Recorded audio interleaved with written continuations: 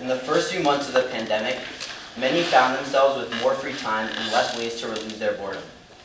Social media platforms, widely available and free, quickly became my escape from reality. Though the guidelines for the pandemic are less restrictive today, the habits that I've made have stuck, but I'm not alone. A Pew Research survey reported about a 50 to 70% increase in internet use among teens during the pandemic.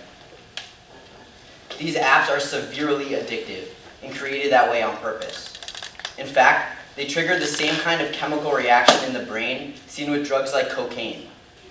Psychologist Jacqueline Sperling explains why by comparing social media platforms to gambling. When the outcome is unpredictable, the behavior is likely to repeat. This is problematic as many mental health detriments occur when overusing social media, like the feeling of social isolation. At first, it may seem ironic that more time spent on social media leads to a feeling of social isolation. Yet, analyze further, the reasons become clear. For example, we can all agree that Snapchatting someone is not as emotionally rewarding as speaking to them in person. Additionally, if you were to see your friend post about an event that you weren't invited to, it may create the impression that they don't like you. This is a reason why there was shown to be a 66% increase in reported depression among teens who are avid users of social media, according to the Child Mind Institute. But other aspects of these apps also contribute to similar mental strains, like comparing oneself to the flawless, edited, and filtered versions of friends and influencers online. These people typically convey fake perceptions of themselves in order to feel accepted by their fans. The like button also contributes to this stream of seemingly flawless posts. For example, we are all familiar with Shabbaton posts after Ramadan. Whether we want to admit it or not, these posts become a battle among friends over who can post the best pictures while writing the best captions while receiving the most comments and likes. This puts the users with less likes in an uncomfortable situation that's very straining on their mental health. The like button gives a quantifiable way of determining someone's popularity. Instagram recently made the decision to give its users the opportunity to get rid of the like button on their posts. And while this is a step in the right direction, there are still several features on the app that users can compare themselves with, such as comments and followers. All these features do are give a short-term dopamine boost to the user while ultimately making others feel depressed. Also ubiquitous on social media is cyberbullying, which has occurred to almost all teens. In fact, Pew Research found that 53% of even the most sporadic social media users have been victims of cyberbullying, and the rate has more than doubled from 2006 to 2017. Victims of cyberbullying often show increased rates of depression, anxiety, and insomnia. And young victims are more than twice as likely to consider suicide than their peers or turn to substance abuse for psychological pain relief. But more specifically, 90% of teens who identify as LGBTQ+ have endured some form of bullying, usually online. Psychology Today reports a strong correlation between suicide and cyberbullying among LGBTQ+ youth. Tyler Clementi, an 18-year-old from Ridgewood, New Jersey, was an openly gay student at Rutgers University. One night, Tyler's roommate filmed Tyler and his friend in an intimate act and shared the video on social media. The video went viral, and Tyler quickly became a victim of severe cyberbullying. He decided to end his life on September 22, 2010. Since this tragic event, Tyler's family started the Tyler Clementi Foundation, which is a nonprofit working to end online bullying. I plan on starting a fundraiser for all the Atlanta Jewish Academy students, faculty, and parents to donate to this nonprofit. This could be done by placing signs around the school, emailing people, or personally conversing with them over the importance of this donation.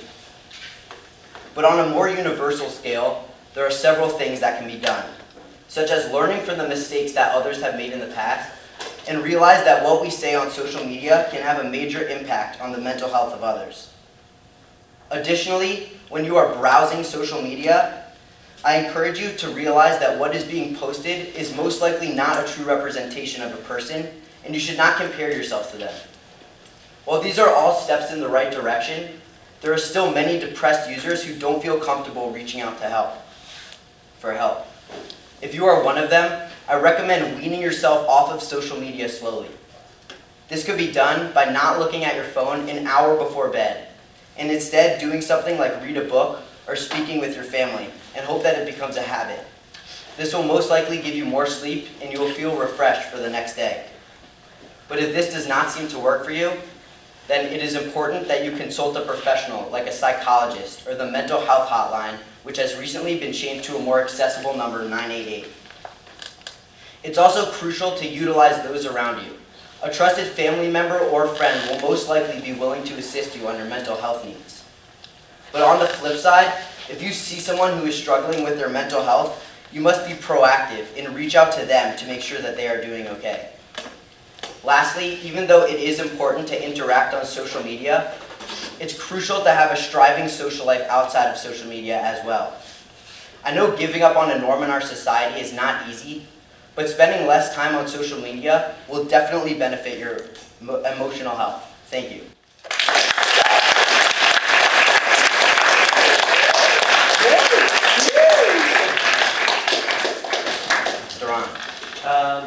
So you said at the beginning that social media sites are designed to be addictive, and they can encourage this bullying and other effects that can have negative mental health effects on people.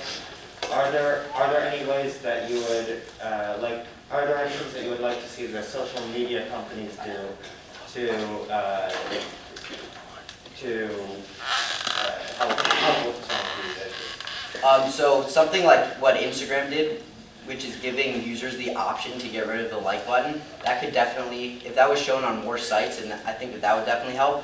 But also we have to think about if none of these sites had likes or comments or captions or anything, then it wouldn't really be social media. And I don't think that we can get rid of social media nowadays as like many people's like jobs and all of us use it. But I definitely think that spending less time on it could benefit you. I don't know if they necessarily have to make huge changes because they still have to be considered social media, but things like you said, like weaning yourself off slowly, that could help you a lot, I think. Eli? Do you think over time, as the years progress, the usage of social media will decrease or increase, and why? I think it'll probably increase, just because it has been increasing in the past, and I can't think of a reason why it would stop, because more and more people are growing their platforms and their professions using social media, and I think that that'll just continue to grow, but hopefully people will realize that the strain that it could have on their mental health, and they won't use it as much. I don't know. You mentioned that social media is kind of a necessity nowadays for people's businesses, everyone uses it. Do you think that these websites should not, or just apps should not be allowed to be designed as addictive? Because, Do I think they shouldn't be allowed to be designed as addictive? That was it. I mean, I think that just because it's social media and you're seeing I think just the idea of social media is addictive because, for example, like TikTok, the allure of seeing the next post is very like intriguing and you don't want to leave the app. And I feel like, I mean, it's good for their business. Like they're not going to stop doing it, and I don't think that they can outlaw it. So I don't think that I'll ever see it becoming less addictive. What if it was used like strictly for business? You think that's still a problem? Like I feel like you can really help other people grow. If it was used only for business? Yeah, like wouldn't that be better? Yeah, well, there are some platforms that are used only for business, but it's not really social media, I don't think, if it's used only for business. It's more just like an advertisement website, I would think. And I'm not saying that we should get rid of social media and all. I'm just saying that we should all, on our own, spend less time on it. And it's okay if you don't, but if you're noticing that you're having mental strains, then it could be helpful to spend less time on it. I'm not saying that they should get rid of the idea of social media completely. Recently, YouTube got rid of the dislike feature with like the numbers. Yeah. Which had mixed feedback with the lack of like just negative feedback on videos can be good. What do you think of that? I actually agree with that because I don't think that the dislike button was really doing anything for anyone, unless it was like hate speech that was being shared, but then you could just report it. I really didn't, like the dislike button is just, it made people feel bad. I don't think that it really needed to be there in the first place.